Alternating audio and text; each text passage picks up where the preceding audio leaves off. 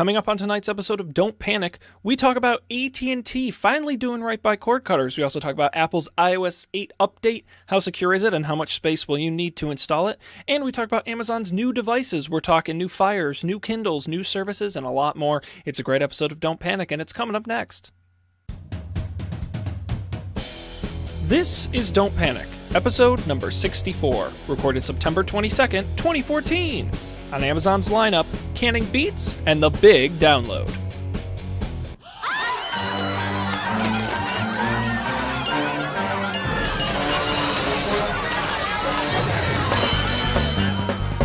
Hello and welcome to another edition of Don't Panic, the technology podcast that somehow doesn't have its own trend of trendy headphones. I'm Sean Jennings and I am joined by the Minneapolis and St. Paul of technology, our Twin Cities. They are Colby Rabideau and Dan Miller.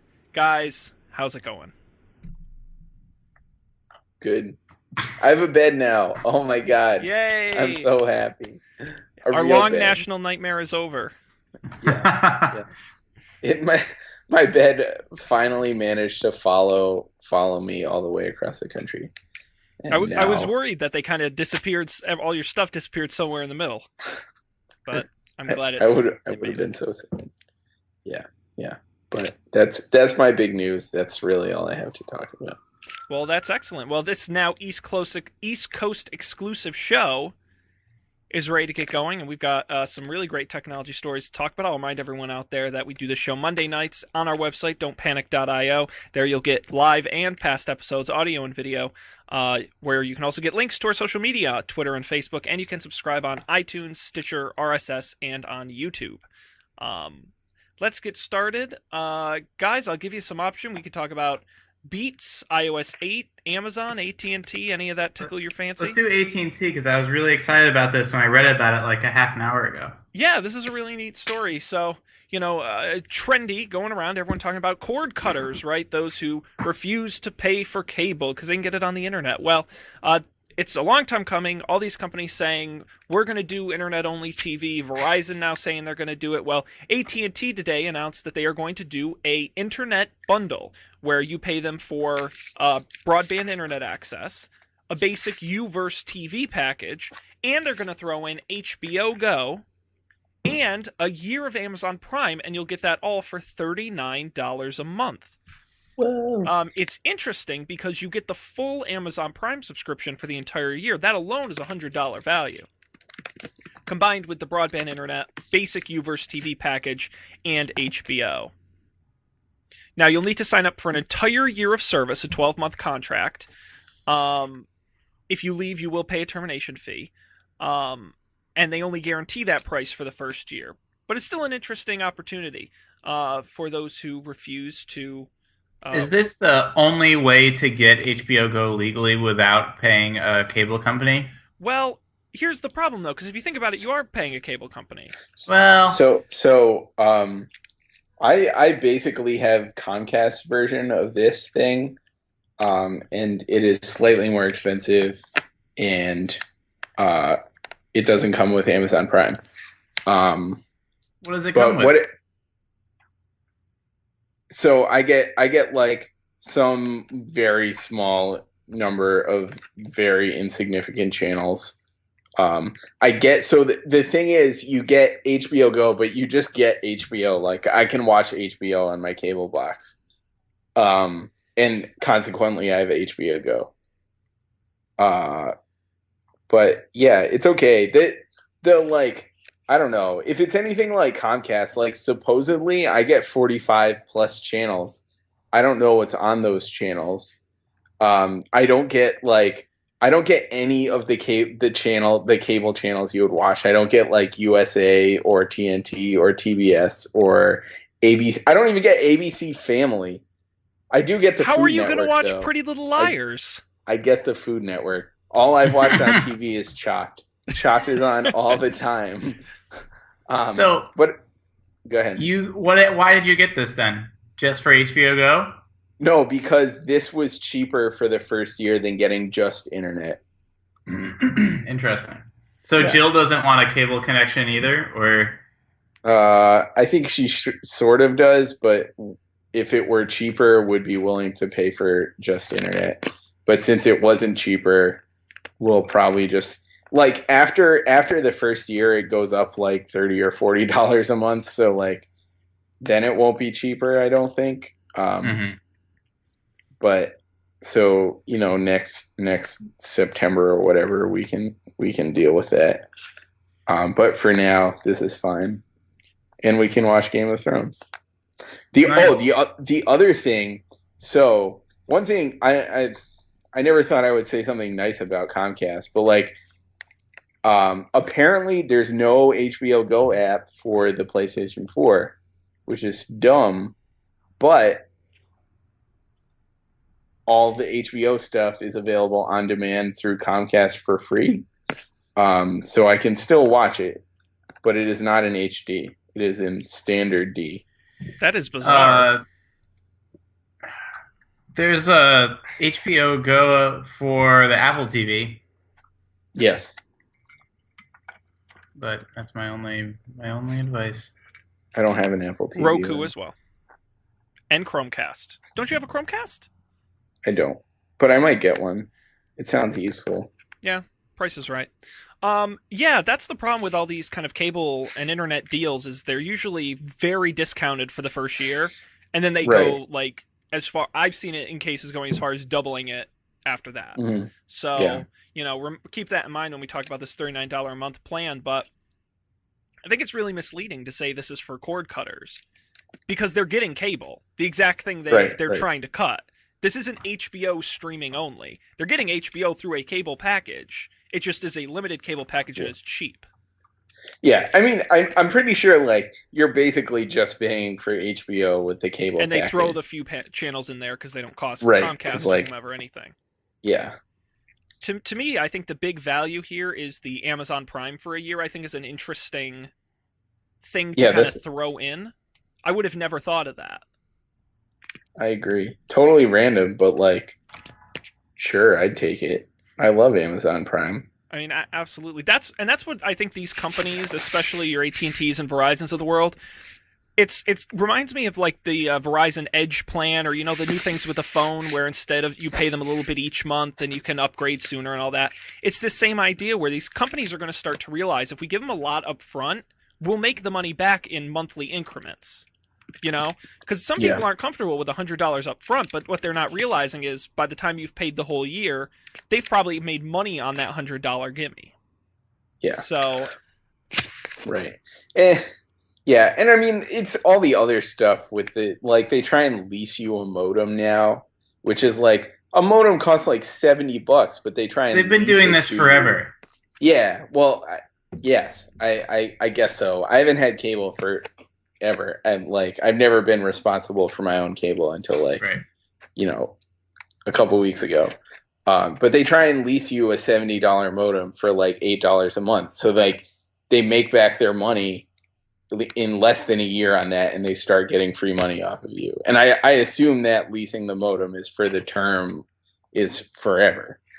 Yeah, just like when you pay the device charge on a mobile contract. Even once you pay it off, you still pay it because it's part of the contract. Right. Unless you got T-Mobile. Yes. Yeah, no, the fees are outrageous. I was just reviewing we have DirecTV, and they charge me a fee for HD, a fee for having a DVR, a fee for each additional receiver over the main receiver. I mean, these fees are just outrageous, but you go and you see an ad for, DirecTV starting at $20 a month, and you're like, well, starting at for the first 6 months for like a standard def, old TV in your basement. Like, it's just, I don't know. How does it grow it's so very sneaky. fast? I mean, I think this is really interesting, especially while it's not cord cutting. I think it will appeal to the I don't want to spend $100 a month on cable audience. Right. And I like to see these big companies trying new things. And that is, to me, what's most exciting, because if they're willing to do this, what's the next thing? Dropping the cable?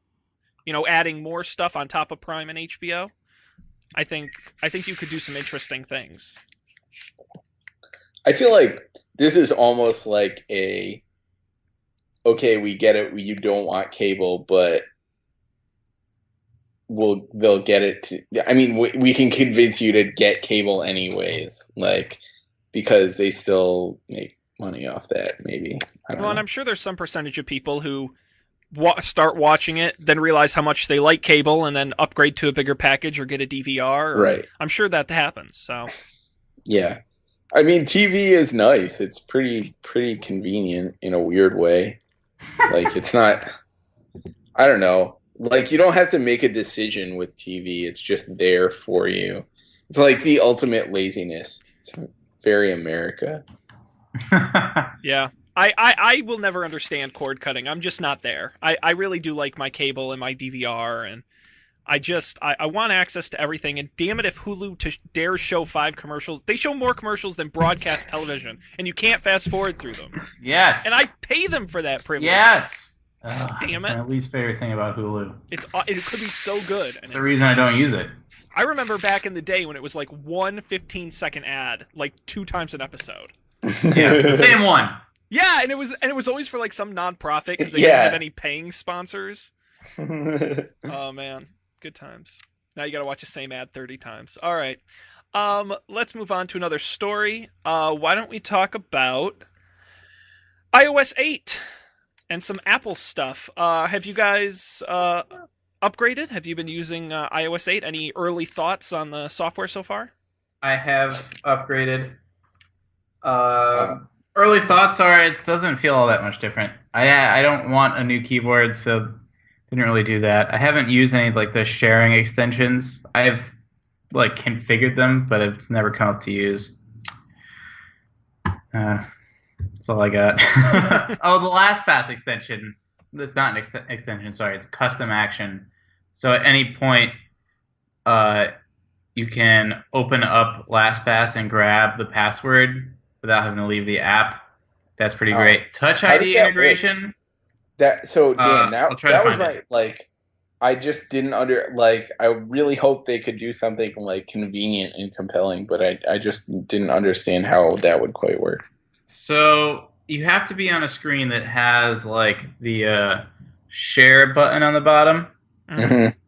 If you press that share button, you get a menu, probably like what you're used to. Then Yeah. if you scroll, you can configure this by pressing on the More button, but then there'll be the LastPass icon there. Okay. Press that. It brings up LastPass. I authenticate. The nice thing is, and there you go. So I could press one of those and copy it or do whatever. Mhm. My favorite feature of iOS 8 is the adoption of Touch ID on everything. So my LastPass, I don't have to type in my like 18-character password anymore. Just Touch ID. Amazon, I can buy things without typing my password with the Touch ID on the Amazon app. Simple, instead of typing the passcode, you can just use Touch ID. That's my favorite feature. That's cool. Yeah, It's sounds good. super nice. Nice. Yeah, I will say I upgraded my iPad too. I don't know. I don't think I've encountered anything different. It did have the word suggestions at the top of the keyboard. That was kind of nice. Yep, those work kind of well. I'll try like SwiftKey at some point. I just want to give the new Apple keyboard a fair shot. Yeah, yeah. Yeah, but mostly I just use my iPad for podcast listening and music. So Yeah. I upgraded both my iPad and my 4S, and I will say the 4S performance not great on iOS 8. I don't think that's surprising. You know, it's now kind of they don't even sell it. It's the legacy phone, but it's not like unusable. But it is noticeable. yeah, so it just things are a little slower to open. Even I don't know if this will happen now, but it even takes. I see it took a good second when I pushed the button even to turn on the screen. Mhm. Outside of that, you know, I agree with Dan. I think, unlike iOS 6 to iOS 7, which was a big interface change, you noticed and it was in your face, I think this is a lot of behind-the-scenes features. And a lot of those features require, you know, Apple Pay on the iOS 6, or like Dan said, Touch ID, which I don't have on this 4S. So Yeah. I think I've tried. The only real big feature that I've kind of played with and tried was both the keyboards, the additional keyboards. So I tried SwiftKey. I found the performance not great. Again, I'm on an old phone, so I went back to the Apple keyboard. The other thing is the widgets and I have a better example. So I don't know if you've used the widgets in the notifications bar drop down. Oh yeah. But you can now, I don't know if the brightness is up enough for you to see that, but you can put Dropbox will let you know your most recently updated files. You can do weather. My Discover Card app lets me constantly see my balance, which is kind of weird.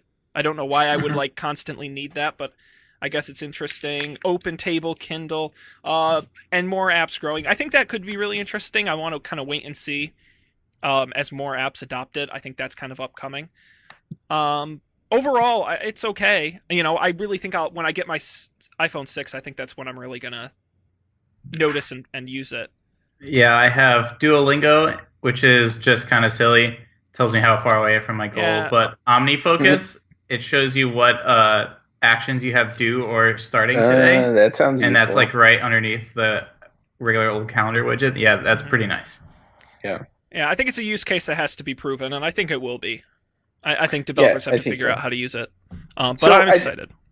I think that's the other thing. Like, I feel like one of the biggest things about iOS 8 is like the inter-app stuff.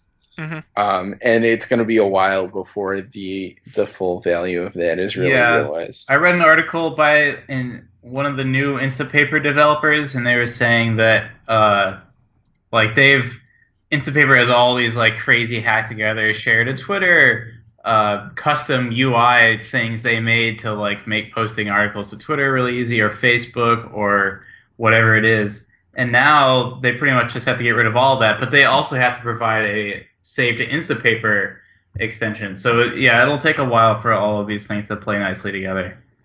Yeah.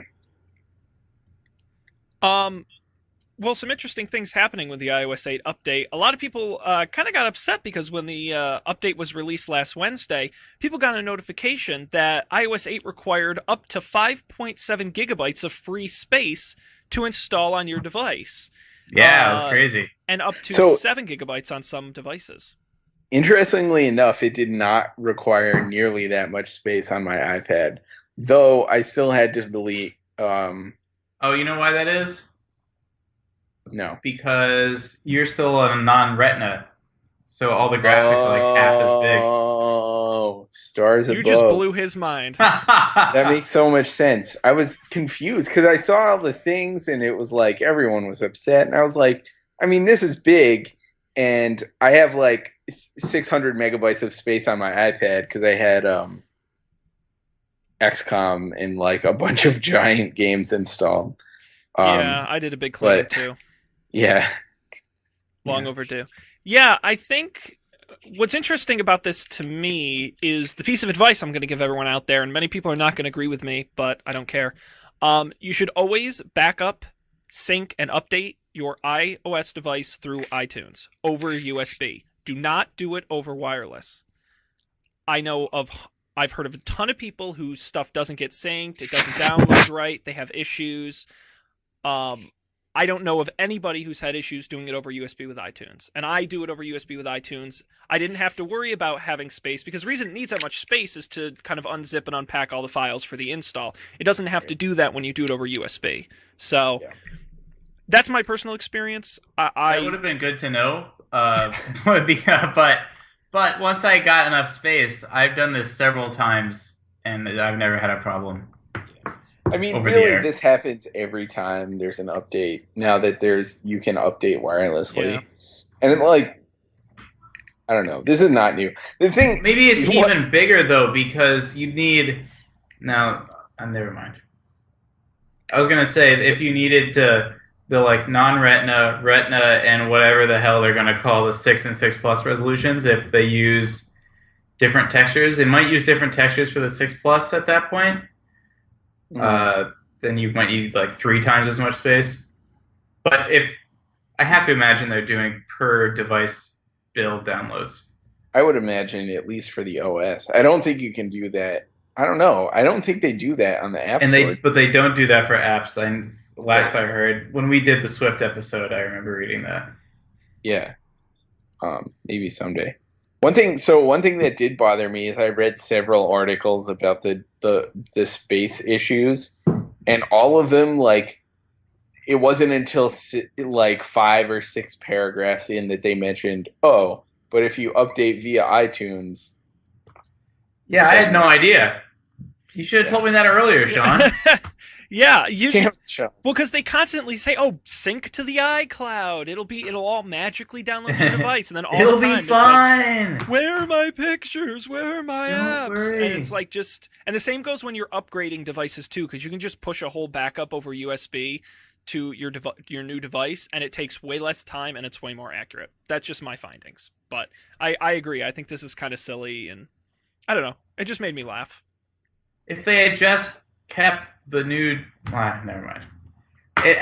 At some point, they should just really push the storage on these things. I understand it's a differentiator, it's a way to make money. I don't know. Why not like double? Well, I don't know. If they could just like with Macs, they have the recovery partition. So you buy a Mac and it has like 256 gigabyte hard drive, but it takes like 10 or 15 of that for the OS backup. Mm-hmm. So at any point you can restore yourself. If they could just make these phones big enough where you could take 5, 10 gigs and no one would really care, then you wouldn't have this problem either. I agree, and remember, they're still selling the 5C for free at 8 gigabytes. Oh, really? Yep. You That's- think about that. Oh my gosh, that's Absurd. unusable. Absurd. The other interesting thing about iOS 8, Tim Cook came out against giving your data to the government and claimed, quote, on devices running iOS 8, your personal data, such as photos, messages, etc., is placed under the protection of your passcode. Unlike our competitors, Apple cannot bypass your passcode and therefore cannot access this data, so it's not technically feasible for us to respond to government warrants for the extraction of this data from devices in their possession running iOS 8. Okay. I don't really have much more to add to that. With a Public valid, service announcement. yeah, with a valid search warrant, they can extract certain categories of active data, but it requires a valid search warrant. So it's kind of confusing. I don't quite understand. That is confusing. I feel like we're being played. I just don't understand. Yeah. What can they read? I don't know. I mean, you know me. I don't Just care don't get about it. my security, so I they can know. take whatever I mean, they want. right. I mean, we've had that discussion before. Yeah, That's- we know that's that's established. beating a dead horse. Yeah, no but, kidding. like,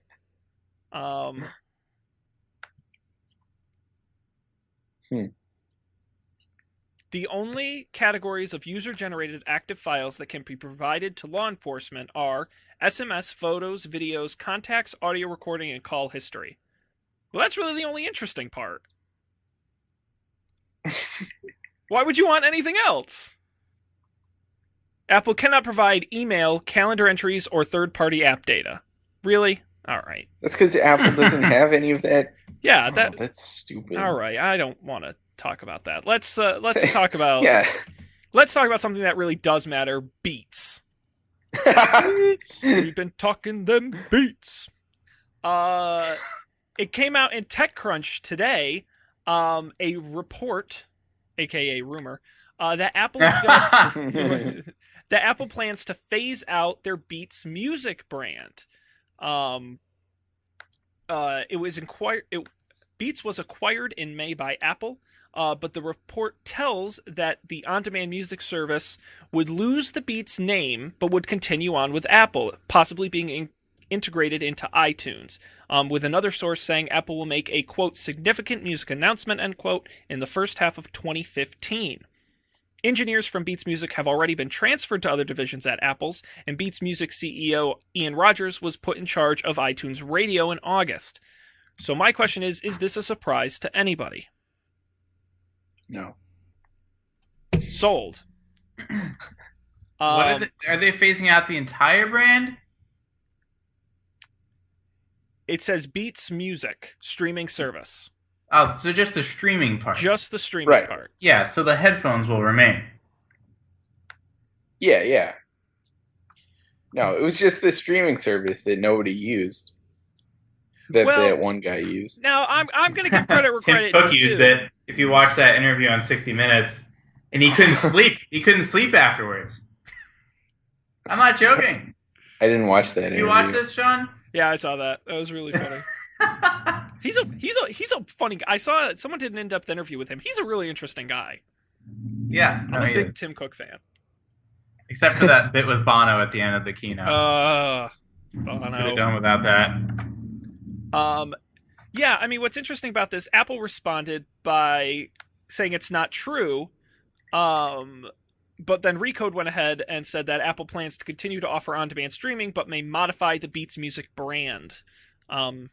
Again, leading credence back to it being folded into iTunes Music. Now, I will give credit where credit's due. Beats Music was kind of successful. After 3 months, 250,000 subscribers. But Apple was a big fan to their strategy, and I don't think this is surprising to anybody. Yeah. I mean, I don't think that's what Apple bought Beats for. I mean, my only thought would be, would they fold iTunes Radio into Beats Music, right? Which has the bigger brand in music, Beats or iTunes? Yeah. I don't know. I could I've see never an used interesting iTunes debate Radio. there. Do people use iTunes Well, still? but that's my idea. I feel like because, again, this is my perception. When I hear iTunes, I think old, crappy software that doesn't work. But when I hear Beats, I think pretentious tools. Why would I be interested? I mean, so as I will say, as much shit as we give iTunes, like if I was gonna listen, I mean on a Mac anyways, I don't use Windows, but if I was gonna listen to music outside of the Spotify ecosystem, I would open iTunes. I don't know. I don't know if that's good or bad. I actually open Google Music. Like when you say listen to music outside of iTunes, like music that you own, or outside of Spotify. Yeah. I mean, music that I own, or music like, I don't know, just like sometimes things aren't on Spotify. Like, if I was gonna buy something, I would probably buy it from iTunes, which is probably not the right decision, but it's what I would do. You don't shop on Amazon Music at all? I only do when they like give me credit for whatever, and then I'm like, oh yeah, I can do this and download MP3s. But no, I very rarely buy music at all, because Spotify is pretty good nowadays. I almost bought Taylor Swift's new single, but luckily my patience and or forgetfulness paid off because it was released on Spotify this week. Nice. Mm-hmm. Yeah. Interesting. We'll have to wait and see what happens there. An early 2015 announcement doesn't surprise me. They're going to do something for watches, so who knows? Maybe that could be a part of it. We'll see. All right, let's move on to Amazon and the 6 new things they announced this week, gentlemen. 6. See, wow. You know what? Say what you want about Amazon. I'm kind of happy they just did press releases. Like, they didn't stage a big event, didn't have Bezos on stage holding up stuff. That kind of backfired with Fire Phone. Yeah, that is what he does. So for this, they just said, "No, we're just going to put them out there." So I think that's cool. So let's run through these, starting with the I don't want to say bottom of the barrel because that's not really fair, but the Fire HD Kids Edition. This is a standard Kindle Fire HD tablet, which you can get at the 6 or 7 inch size. And they add on a bunch of features. So you pay $50 more than the standard version of the Fire HD. But what you get with that is a 1-year subscription to Amazon Free Time Unlimited, a terribly named service that gives you a set of unlimited kid-friendly content that includes 5,000 games, videos, and books. You also get a gigantic rubber case that holds the tablet and makes sure your kids don't break it. And you also get a 2-year no questions asked warranty. It says here Amazon representatives all but suggested that your child could put it in a blender, and if you sent the dust back to them, they would send you a new one. So when they say 2 years, they mean it. An interesting tweak on the tablet market. A lot of companies have tried to make kids-specific tablets. Amazon here taking the approach of taking their standard tablet, making a few tweaks, and selling it for children. Interesting. I guess that's cool. I don't know. I have mixed feelings about kids with tablets. Dude, like when you kids see with the iPhones break them all the time. I mean, iPads. Because in my experience, those things are built like tanks. I don't know. I've never I've never seen anyone with a broken iPad. Like Right. not in the same way that you see like every other person on the street has an iPhone with a cracked screen. I saw someone break one yesterday. They were Really? they were like getting something out of their car or putting something in their car on like the street of Manhattan, and then smack right on the nice pointy uneven pavement. It's concrete and pavement. I would dare someone to break it in their own home. I feel like Yeah, that you really have to try. Yeah. That's fair. That's how mine got cracked. I slipped on ice, fell back, and my phone literally flew Oh, over my no. head, out of my hand, and just cracked the corner. But yeah, so I think it's interesting. I don't think it's the rubber case or the warranty. I think it's the free time unlimited that they're giving you, all the apps and the books and stuff, because that content adds up. So I think that's an interesting feature to include. Yeah. Let's say you're an adult. Maybe you would like a Kindle Fire HD tablet, sans kid stuff. Colby, do you want us to get you one with the rubber case so you don't break it? And then you can have all the games and books you'd like. Yeah. Yes. Okay. Yes, please. Well, the rest of us are going to get the standard. Actually, I'm not going to get the standard Fire HD, but it comes in 2 sizes, 6 and 7 inches, and in 5 colors, which I think is new. I don't think they've done them in colors before. The 6-inch version starts at $99 with Kindle special offers, and the 7-inch version starts at $139 with offers. And both begin shipping next month. Both run quad-core processors at 1.5 gigahertz with what they claim is 3 times the graphics performance. It continues to run Fire OS in the Amazon App Store. It also has some new features in Fire OS, including content sharing between family members, which we'll talk about a little later. The ASAP pre-caching of video, which we know from the Fire TV, as well as other enhancement not listed. It's a little kind of thicker and more generic than the HDX, its more expensive brother or sister. Both cameras have rear and front-facing cameras, and there you go. All right. You know, I think this is, I mean, you know, a decent full-color, full-size tablet for, you know, $100 or $150, I think is a really compelling device. I think they're going to tap that. I was surprised because for some reason, as I get older, I've come to get to know a lot of 13 and 14-year-olds, and I know I said, just through family members and things like that. As I get older, they get older, whatever. And a ton of them have iPod touches. Like, that is their big thing, because they're too young, or their parents don't want to get them iPhones, but they have iPod touches, and they use them all the time. Like it's a phone. And I think a 6-inch and even 7-inch Fire HD, I think, is a really compelling device for that demographic, right? The kind of too young to have an iPhone or an expensive iPad, but the Fire HD is capable enough where I think Amazon has found a really sweet spot for themselves right in that market. Do we think that Apple will update the iPod Touch now? Because wouldn't they have done it when they announced the new iPhones? Like, don't they usually do it in September anyways? Well, they usually do it after the new iPhones, though, I guess. Yeah, well, I know if this was last year and the year before, they do an iPhone iPod event, and then the second event they do is Mac and iPads. Yep. But they did the watch instead of iPods. So what might be interesting, let's keep piling rumors on top of rumors, if they're going to talk about Beats Music and iTunes Match in early 2015, that would be an interesting time to introduce iPods. Yeah. Now, it would be stupid because it's post-Christmas.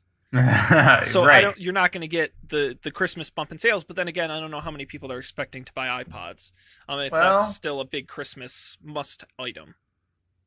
For 13 and 14-year-olds, it is. I'm not disagreeing with you. I think they'd be smart to do it, and we may see them in October. Who knows? But that would make sense if they did. But you're right. You're right. There isn't an update to that, and I would expect it soon. But this is an interesting device. Let's say you want to upgrade again, get out of the tween market, get into the young professionals market. You might want the Fire HDX 8.9. Whoa! Now, can you guess Microsoft level model names here? Can you guess how big the screen is? 13 inches. No, that's a good 9.1. 9.1. No, you're never going to get this. Believe it or not, it's 8.9 inches. I know. You would have never thought. Shocking. I know. This new model has a faster processor, better Dolby sound. Not Colby sound, Dolby sound. Get that right. And the updated version of Fire OS, it costs $379, and that is for the Wi-Fi with special offers. The LTE model is an additional $100. It also has a new keyboard accessory and an app suite for working with Office documents. So it's interesting that they're kind of positioning this not as a productivity machine, but certainly with those features included. I want to scroll down to this keyboard. The keyboard is very reminiscent of, if you've seen the keyboard Microsoft has for the Surface, that kind of fold-up keyboard. It reminds me a lot of that. It sticks using magnets, and it costs $59.99. On the side, it is Bluetooth with an integrated trackpad. Now, you might be saying, why would you need a trackpad on a Kindle Fire? I would absolutely agree with you. Except that, and I want to read how they describe it because I did not understand it.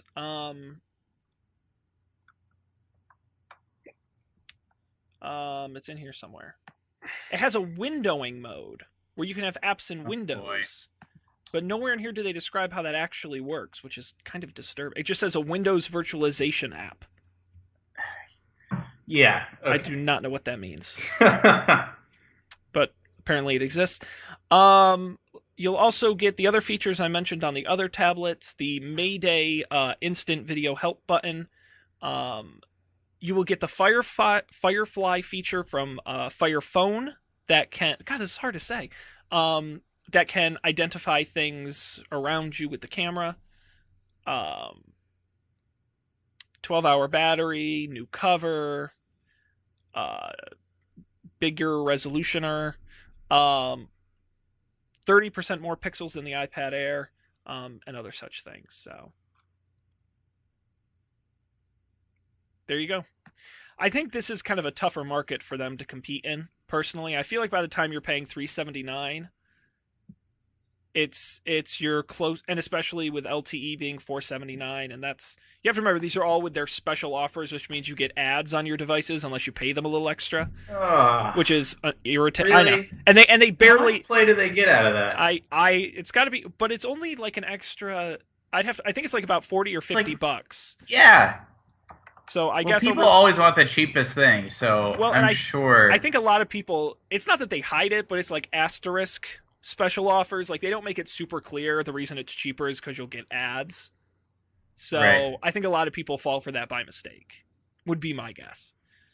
But, you factor in the full price, it's going to be $400. I mean, that's really close to iPad territory. Could you see value in getting this over, say, an iPad? No, especially when there's also a Microsoft Surface in the world. Like, if you wanted a physical keyboard, I'd be like, oh, okay. But if you want a physical keyboard, get a Microsoft Surface. I think that's definitely the best physical keyboard tablet experience you can get. Mm-hmm. Yeah. Yeah. I think there's a guy on the subway using a Windows phone. sitting next to me today. What? Me too. Was it Oh the my same God. guy? Wait, They're no. taking What country over. was he from? I don't know. Or she? He looked. He seemed America-y enough, but I don't know. We didn't speak. We were just sitting next to each other on the subway. You didn't ask him about his cool Windows phone? No, I didn't. I considered it. He had live tiles and they were doing things like they were alive. alive. Yeah. Yes. You're getting it. You're getting it. All right, let's continue on. They've announced even more stuff. 2 new Kindle devices. We'll start with the cheaper one, a $79 base model Kindle. It has a touch screen, faster performance, and more memory. And yes, the $79 is with offers.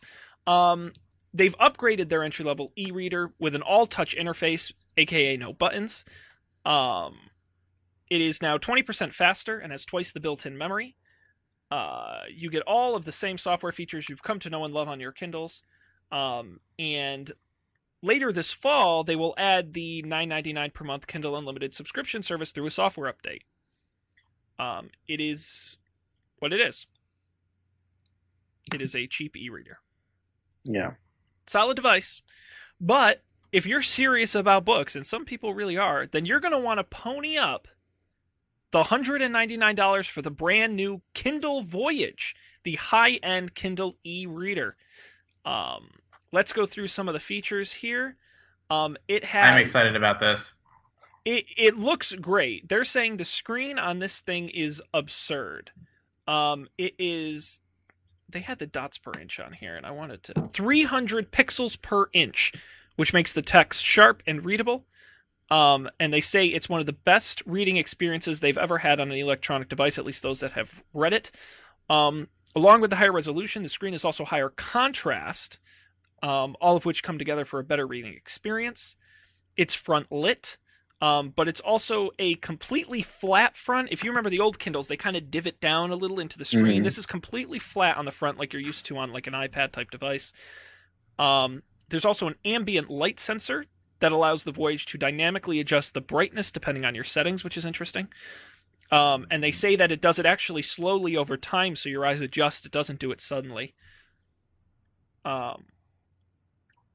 There's also an interesting new feature they call Page Press, which means there's pressure sensors on the outside edges of the screen, and with a slight squeeze of the tablet on the side, you will go to the next page without having to take your hands off the side of the device. Yeah. So I'm pretty excited about this. And you sound overjoyed. Thrilled. No, but seriously, I'm having trouble not buying it right now. I have it's not available yet, right? I don't know. Is it? I don't even know. I will look while Colby is talking. So yes, it will be released on October 21st. Okay. So I have like 3 generations of Kindle ago. And I love it. It's great. It's like this is pre-backlight Kindle. Right. Yeah. That's the one I have. Yeah. Right, yeah. And so I was like when the Paperwhite came out, that's the backlit one, right? When that one came out, I was like, backlight's pretty cool. But the thing it didn't have was the buttons. Like, I like the buttons. Like, I don't think I would have liked to have to swipe, like, all the time. Mm-hmm. I like to, like, you know, lay down and, like, hold my Kindle with one hand and, like, page through with my thumb. So given that in this case I get not only the backlight, but I also get a high resolution screen, which like the old screen was not high resolution. It's like you can see the dots, but like it's still way better than reading on an iPad or an LCD screen. Because it's not, I don't know, it doesn't hurt my brain or my eyes. But so not only do I get the backlight and the high-res screen and touchscreen and fucking ambient light sensor, but I can push the things and icing on the cake is that the things are not physical buttons. Because one thing I tend to do is I like idly play with the buttons as I'm reading, which is like fine most of the time until I accidentally press the buttons, and disaster strikes, and I end up somewhere I wasn't planning to be. Which can sometimes be an adventure. So I'm like really, I don't know. I'm gonna have a hard time. I haven't figured out the problem I'm having is that there is literally nothing wrong with my old Kindle. It's like it works just as great as it did 2 years ago when I bought it. And I don't know what to do with it. So I'm gonna have to figure that out. Yeah, a really compelling device, especially if you're a serious reader. And I think I could make a comprehensive argument that they're really, if you're into reading, you should just go straight for the Voyage and not get the cheap one. Yeah. Because I think if you're so serious about reading, you want a separate device, then you should just pony up the cash and get the extra features. At least that's my theory. Like given my experience with the one I have now, like I feel like this device is going to last a long time too. Mm-hmm. Like it's not their, I mean, I don't know what they're like now, but the old one, it's super light. It's durable, but light. So it's not like it doesn't get beat up like your phone gets beat up or your iPad gets beat up because it's heavier and it hits things harder. I don't know. Like I feel like it's $200 that you'll have to pay once for. I mean, unless you get, I don't know, unless they totally change the game next year with the new Kindles. Mm-hmm. But I feel like in 2 years you'll probably have a hard time justifying getting a new one, because the old one still works so awesomely. Yeah. If it's anything like that, the one I have. Well, Colby, we'll have to talk you into buying one so you can review it for the show. What do you say? I guess so. It probably won't be hard. All right, we'll do that. We're running low on time. I'm going to quickly mention, alongside all these physical devices, Amazon also announced Family Library, which allows people in the same household to share not just books, but audiobooks, Prime Instant Video access, and any apps or games that were bought off the Amazon App Store. Now, things that are not included are music, movies, or TV shows you purchased. But it is interesting that it allows up to 6 people to share these features. They claim 2 adults and up to 4 children, though they don't say how they'll verify that. In the same way, you can share your Prime with 4 family members, but really you can share it with anybody. The new feature will work not just on its own physical devices, but also on third-party devices that run Amazon apps. This, for me, was actually the most exciting thing about this feature, about this announcement that they did, was the fact that I'm all the time like, oh, you got that book, we should share that, or oh, you pay for Amazon Prime, but we can share the shipping, but not the videos, and I think this is really exciting. I'm all up for this. It's about time we got to share the things we bought, like we can with physical books. Thank you, Amazon. It's something better than nothing. Yep. So I've had that Kindle lending library, but I've never even used it. Yeah, lending has always been a real hassle. They make it difficult. So hopefully this will work easier, and that is coming later this fall. Ooh. All right. Well, we have got to continue on here to our picks because we're out of time for stories. I'm gonna go first because my pick is quick. I can't talk tonight. I don't know what's going on. I'm marble mouth. What I wanted to quickly mention was that I am a football fan, if you have not noticed, because all I talk about is football and my abysmal fantasy league. But what I will mention is that I'm a big fan of the Red Zone channel, and if you're not familiar, it's a channel that shows only the good parts of football games.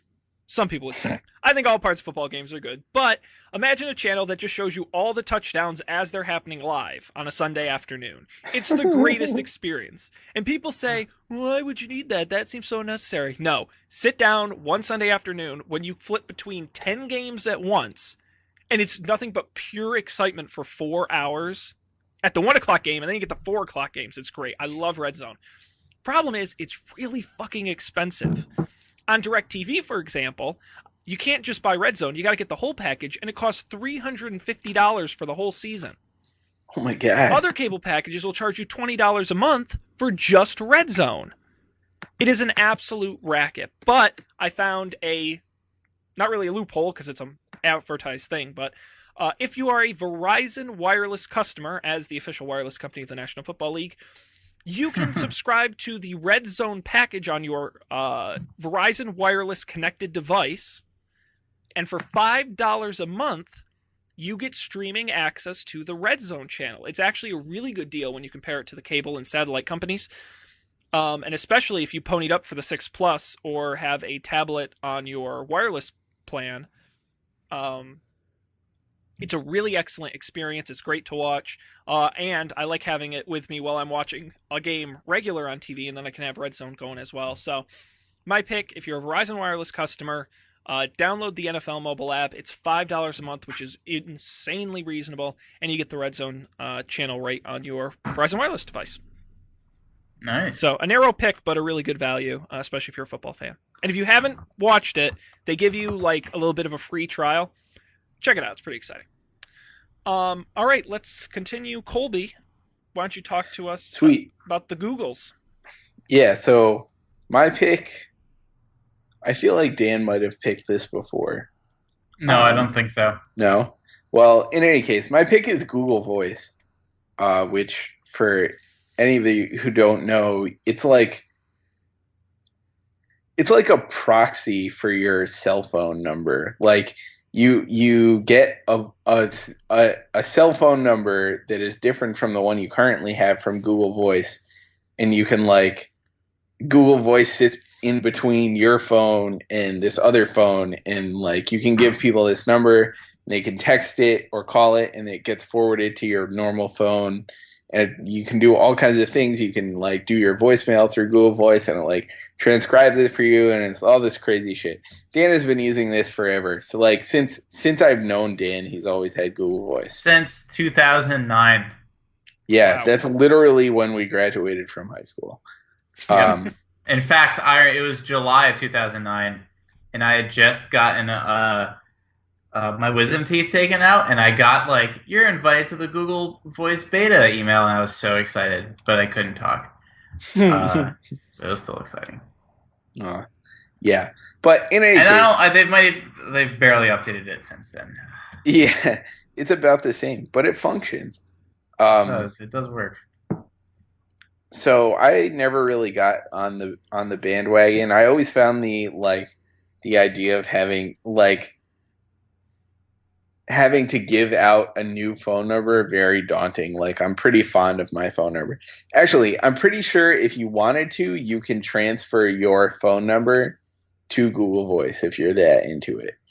But in any case, I'm not that into it. But a couple weeks ago, so I just moved into this new apartment in Boston.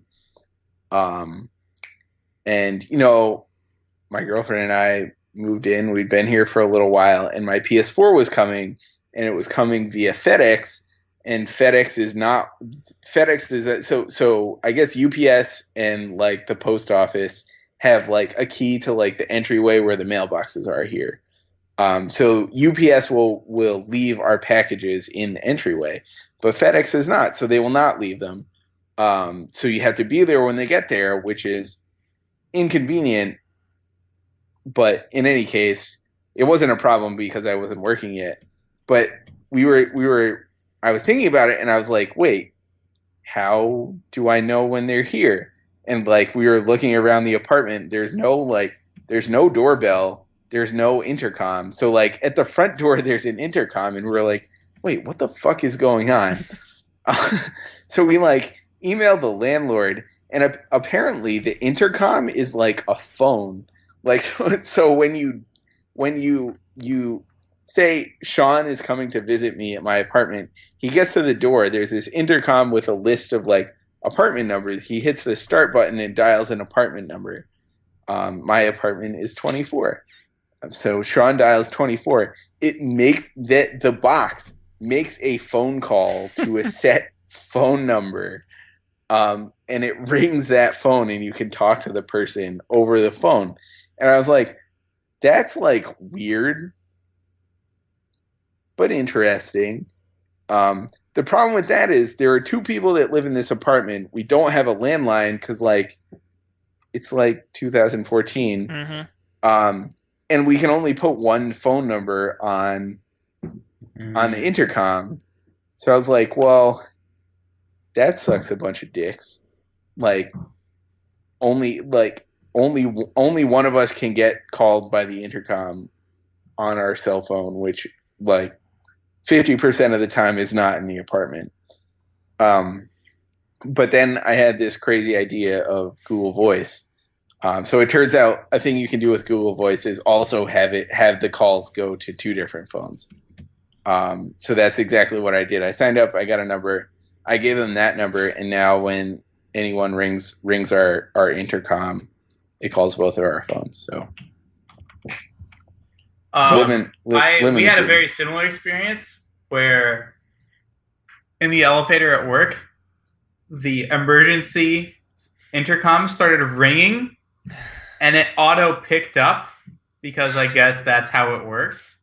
And suddenly we had a Google recruiting ad playing to us in the elevator.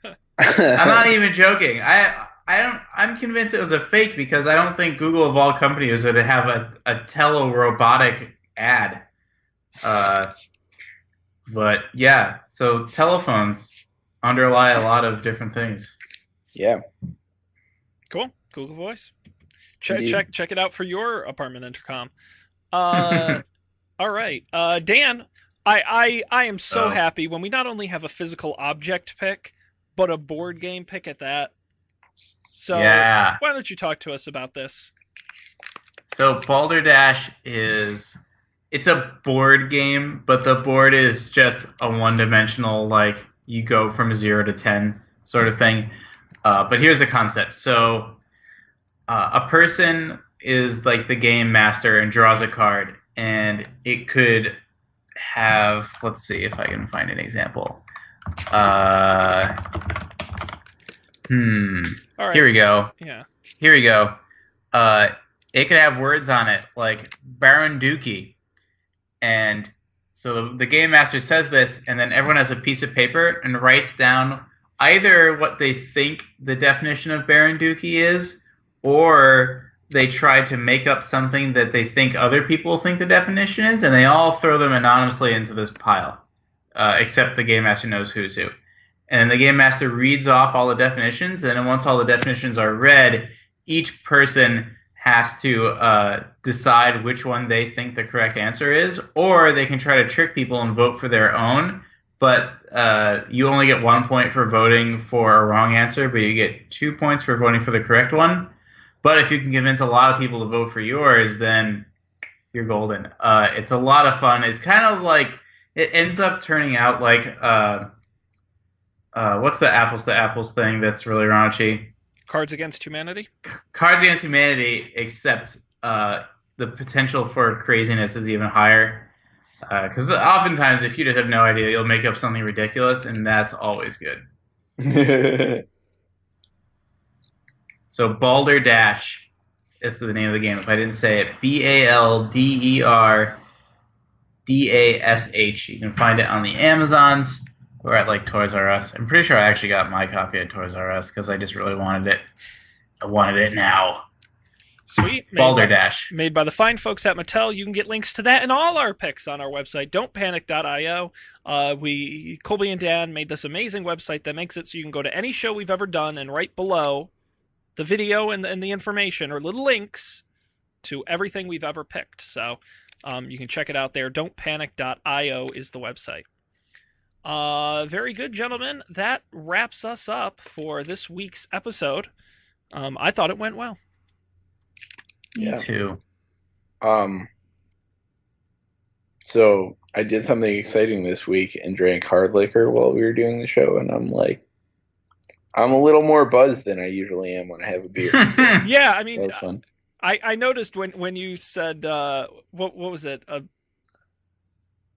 What was the phrase you used? It sucked like a bunch of dicks. It What? sucks a bunch of dicks. Yeah. I did I was say like, that. Colby's getting loose lips. My goodness. Well, Colby, we wouldn't have it any other way. Thank you guys for being here. And thanks to all of you out there for joining us. Like I said at the beginning of the show, we do this every Monday night on our website, don'tpanic.io. You can find it there. And I'll also pimp our social media at Don't Panic Show on Twitter and Facebook.com/Don't Panic Show. I really recommend following us on Twitter because I tweet when we're going to do the shows, when we're doing the shows, and when the new episodes are posted. And definitely subscribe on iTunes, Stitcher. We like Overcast, Pocket Cast, via RSS, you name it. We're probably floating around there somewhere. And we appreciate you joining us. Unless you gentlemen have anything else, I will wrap it up. And thanks all of you out there for watching. And we'll be back next week.